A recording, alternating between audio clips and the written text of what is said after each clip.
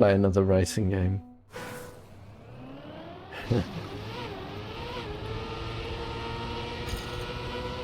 Of course I could play something serious like sim racing or whatever, which I would be very good at, of course.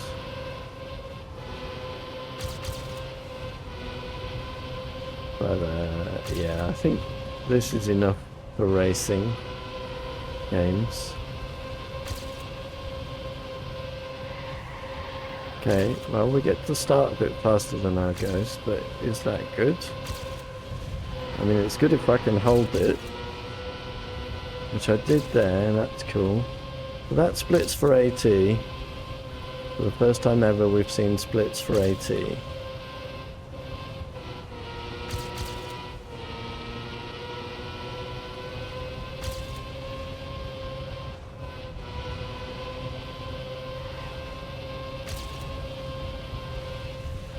Oh my god. Oh my god. 80! So, big disclaimer here, this lap is pretty average, and this is the first AT that I have ever got on a campaign NASCAR track. So a lot of what I'm going to say here is about what you should do and not what I actually did. To be good at NASCAR, you've got to be able to get very close to the walls at very high speed. I fail this a lot and get way too much airtime in a lot of places. But okay, that said, let's get on with the lap. Turn extremely tight in this first turn, much tighter than I do here, and try to keep the longest diagonal line you can across the booster. This maximizes your time on the booster, and you can see I'm already a car length ahead of my Ghost by the end of it. We want to be lining up as close to the wall on the right here, avoiding airtime. This is one of the few places I actually get this right.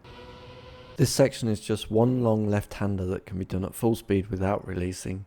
Turn in early and hold your nerve with tiny adjustments to your steering in order to thread the needle.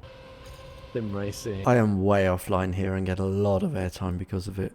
As close to the left-hand wall as you dare is where you need to be. I use the checkpoint here in order to start my release. I see NASCAR corners as being made up of the same concepts in my head. First, the release, an appropriate amount that I think I will need for the corner. Second, aim in early to make the full corner, given the need to avoid the walls on either side in the middle of the corner. Third, I get back on the accelerator ASAP in order to full speed through and out of the turn, adjusting the steering slightly if necessary, and final at the end here, to avoid airtime at the end, I try to be as close to the wall on the low side of the tilted road.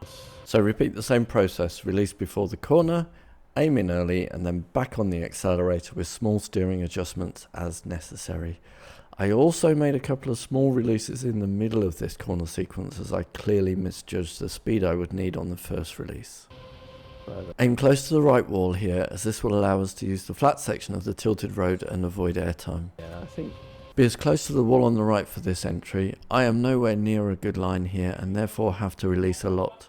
Again then, aim in early, back on the accelerator, and then exit the corner on the flat section of the tilted road to avoid airtime. Games. One more time then, enter the flat section of the tilted road on the right, release, aim in early, then back on the accelerator. Sadly, I am sliding a lot in this corner, not necessarily a bad thing, but in order not to lose speed, the tyre tracks would have to be a lot closer together.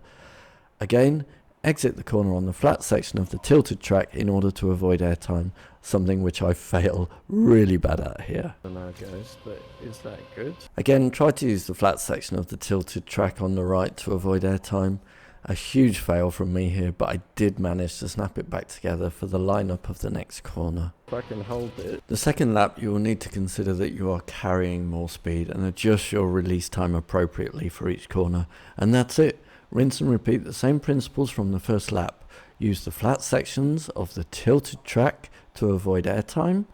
Before each NASCAR corner sequence, release, aim in early, and get back on the accelerator as soon as you think you can full speed the corner and its exit. During the corner, make small adjustments to the steering and the throttle if absolutely necessary. 80!